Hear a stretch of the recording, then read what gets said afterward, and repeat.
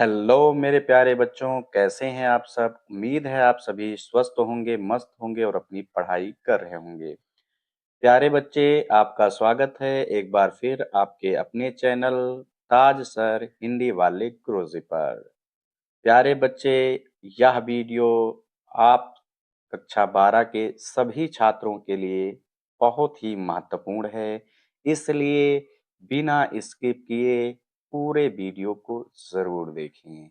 ये 5 मिनट का वीडियो आपके पूरे साल की मेहनत पर आधारित है, इसलिए इस वीडियो को पूरा ज़रूर देखें और इस वीडियो में मेरे द्वारा बताई गई सभी बातों को बिल्कुल ध्यान से सुनें, क्योंकि आज हम इस वीडियो में आपको बताएंगे कि कक्षा 12 हिंदी के परीक्षा में 95 प्लस नंबर कैसे लाएं, लिखने की तैयारी कैसे करें, समय को सही तरीके से कैसे बांटें, कॉपी को साफ और सुथरी कैसे लिखें और व्याकरण के सवालों को आसान भाषा में सही ढंग से कैसे हल करें। साथ ही हम बताएंगे कि कौन सा पेन प्रयोग करें जिससे लिखाई साफ और आरामदायक रहे और कॉपी में लिखने का सबसे सही तरीका क्या होगा जिससे आपके उत्तर पढ़ने में सुंदर और व्यवस्थित लगेंगे। तो इस वीडियो में हम यह भी बताएंगे कि आपको बोर्ड परीक्षा के अपने कमरे में किस प्रकार बैठना है, कैसे अनुशासन का अनुपालन करना है, क्या करना है और क्या नहीं करना है। प्यारे बच्चे, इस वीडियो में हम हर चीज सरल और प्रभावी तरीके से बताएंगे ताकि आप बोर्ड परीक्षा में पूरा अपना आत्मविश्वास और अपनी योजना तैयारी के साथ बैठ सकें।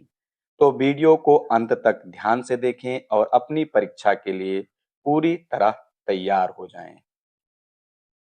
सबसे पहली बात, परीक्षा के दिन की तैयारी। तो परीक्षा के दिन सबसे पहले आप माता पिता का आशीर्वाद लें, यह आपके मन को ताकत देता है।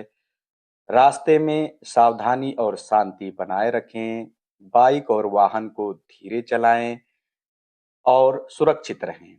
परीक्षा केंद्र पर पहुंचते ही खुद से कहें, मैं यह परीक्षा अच्छे अंक लाकर पूरा करूंगा या पूरा करूंगी। याद रखें बच्चों, आत्मविश्वास को जब धैर्य के साथ जोड़ा जाता है तभी मिलती है हमें सफलता। दूसरी बात, परीक्षा केंद्र की तैयारी। जब आप परीक्षा केंद्र पर पहुंचें तो परीक्षा केंद्र पर समय से पहले पहुंचें। अपने पास केवल जरूरी चीजें रखें, जैसे पेंसिल, रबड़, एडमिट कार्ड, आधार कार्ड, पेन, फोटो और खासकर पेंटोनिक पेन। मैं इसलिए बता रहा हूँ इस पेन को क्योंकि इसकी लिखाई बहुत शानदार होती है और इससे हाथ थकता नहीं है। उत्तर पत्र भी खूबसूरत दिखता है।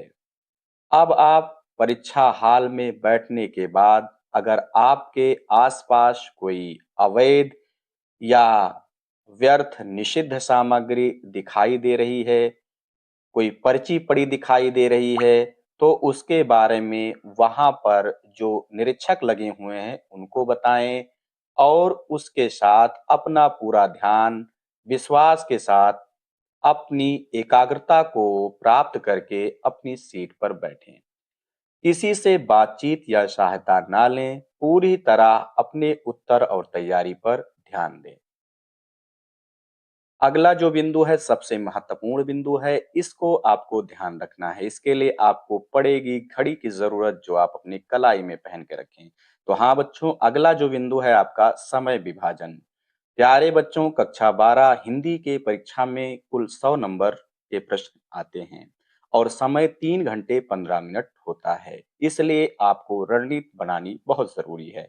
तो रणनीति आप कुछ इस प्रकार बनाएंगे। 15 मिनट पेपर पढ़ने और रणनीति बनाने के लिए, बचे 3 घंटे उत्तर लिखने में आप देंगे। अब आप प्रश्नों को कैसे बांटेंगे? तो समय अनुसार प्रश्नों को बांटें। अगर 5 नंबर का प्रश्न है तो उसको आप 10 मिनट दें। अगर कोई प्रश्न 7 नंबर का है तो उसको आप 15 मिनट में लिख सकते हैं और अगर कोई नंबर 9 नंबर का है तो उसे आप 17 से 18 मिनट में लिख सकते हैं। अंत में 10 मिनट ज़रूर बचाएं और पूरी कॉपी को चेक करते हुए रोल नंबर अंकित करें। यह योजना आपके हर प्रश्न को पर्याप्त समय देने में मदद करेगी और अंतिम मिनट में कोई तनाव भी नहीं रहेगा। अब प्यारे बच्चे, एक और ज़रूरी बिंदु, पेपर का प्रारंभिक आकलन।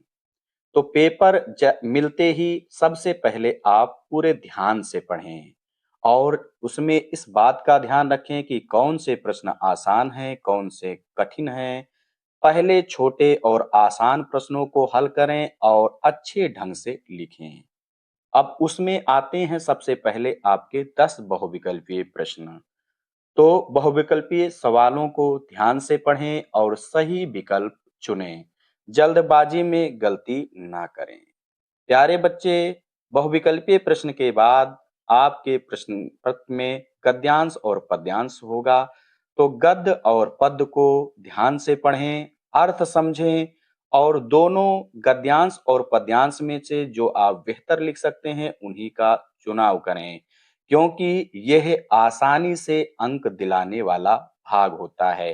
तो इसमें आप गलती नहीं करेंगे।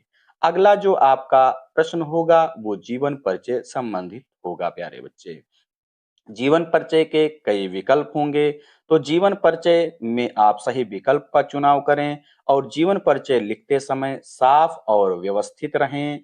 चार्ट बनाकर महत्वपूर्ण बिंदु लिखें ताकि अंक बढ़ें।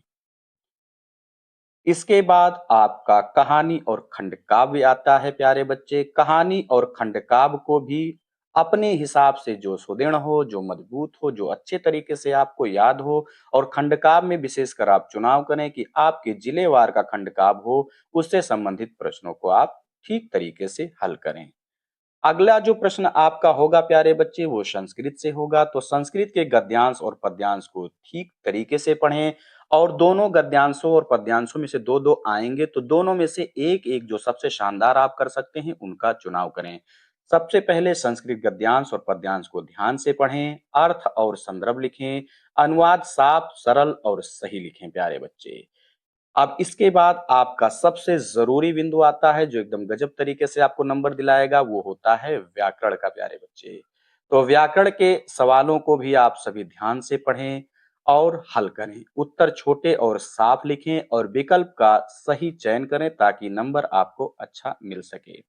अगला जो बिंदु होता है वह आपका प्रार्थना पत्र होता है। तो प्रार्थना पत्र को लिखते समय इस बात का ध्यान रखें कि प्रार्थना पत्र में आप केवल हिंदी शब्दों का प्रयोग करें, अंग्रेजी शब्दों का प्रयोग ना करें, अन्यथा वो गलत मान लिया जाएगा।